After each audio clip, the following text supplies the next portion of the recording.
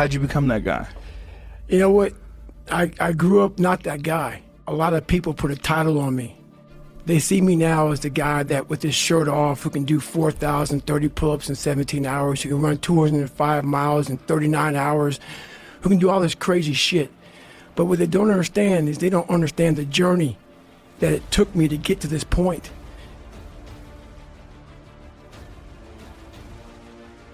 I was that guy who ran away from absolutely everything that I got in front of me. And it just got worse and worse and worse. And the shit haunted me. And that voice that I talked about, it kept talking louder and louder and louder, but I was doing nothing about it. And I decided to make moves. I wanted to get in the military, wanted to join the Air Force, and the guy gave me an ASVAB test. It's like a watered down SAT. So I looked to copy on this test and I couldn't copy on it, so I got like a 20. And I wanted to be an Air Force pararescueman. It's a special operator in the Air Force. And my score was so horribly low that I had to retake it again. And I got like an 18 the second time, even worse. I needed to get a 50 out of a 99. My mom afforded enough money for me to go to see a tutor one hour a week. And I studied my ass off and passed it. And I got in the Air Force and realized there was more things in front of me. I was afraid of the water, terrified of the water. In all special ops training is the water confidence, where they try to pretty much drown your ass. You know, all of our lives we've been breathing, and they take that from you, and they want to see how comfortable you are in the water. I struggled, but 6 weeks into the program, there was about 25 guys left out of about 150. I was there, and I wanted to quit so badly, but I quit everything in my life. I copied through school. I wanted to prove people wrong. And so here I am in this Air Force program, starting to get a little more confidence, but this water was kicking my ass. And 6 weeks into the program, the doctor gave me a blood test and realized I have sickle cell. So they put me out of training for a week. And when you go from being very uncomfortable in that water situation, and then now you're comfortable, and I'm sitting back watching the guys drown, I'm not part of the activities anymore for this week. I didn't want to get back in that damn water again. So the fear overcame me. And even though no one knew how fucked up I was, kind of create this other person who was tough, I live with this shit all the time. So me not wanting to go back in that water, the doctor called me back up. I thought I was going to get like a medical kick out of the military. So no quitting for me. They'll kick me out so I can have some pride. The doctor said, no, man, we could put you back in the training. And I was like, fuck. But after a week, I'm like, you know what? I missed 1 week. There's only 3 weeks left. There's a good chance, I could tough this shit out and go on. But I went back to the CO and the commanding officer of the program, and the sergeant said, hey, you got to start from day one because you missed, that week of training. And I broke. I couldn't imagine going back through that again. So I made up a lie. And I said, man, the sickle cell thing is really scaring me. And I pretty much quit.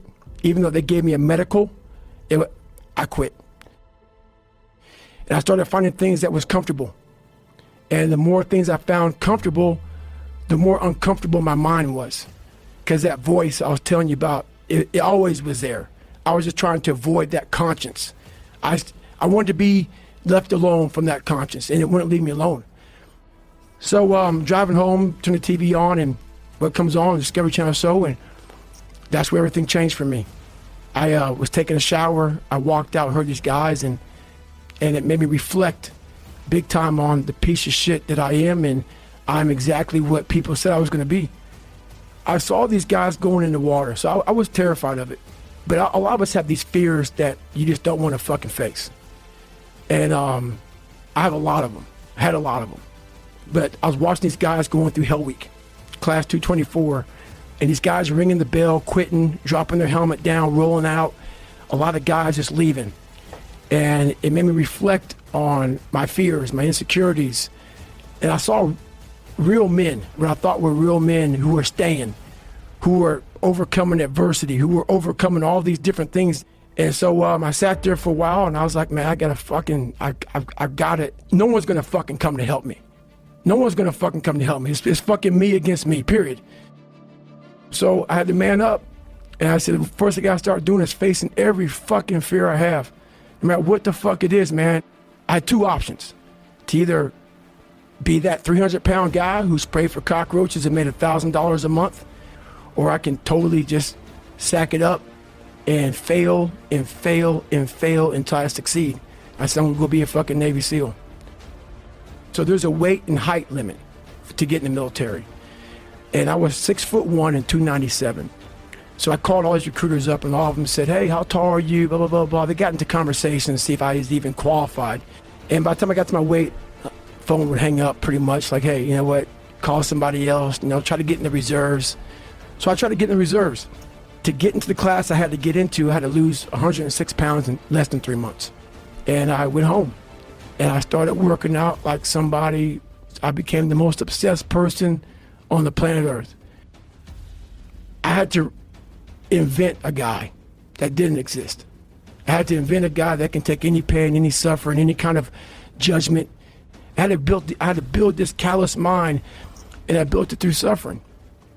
I built it through downright fucking just crushing myself. If it was raining outside at 3 o'clock in the fucking morning, if it was snowing, the first instinct is don't go out there and do shit.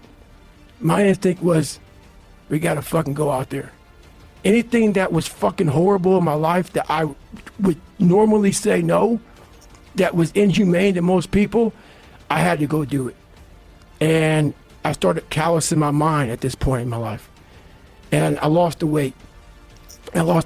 And I went back to recruiter. I got into that class. I didn't stop anymore from there. And I started realizing through this process that the fucking mind is what you created. And I started opening different doors that I didn't think were even there, that I didn't think even existed. And the more doors I opened up, the more I started realizing that my potential is damn near endless. It changed my whole mindset. That journey is a priceless journey that is hard for me to even explain to people because it sounds so quick and easy. Like I lost this weight and I went through 3 hell weeks. I went to Ranger School, went to Delta Force Selection, whatever it is. It was brutal. It's a brutal journey every fucking day. And everybody goes, well, are you happy? I wanted to feel something besides defeat. I wanted to just go the distance.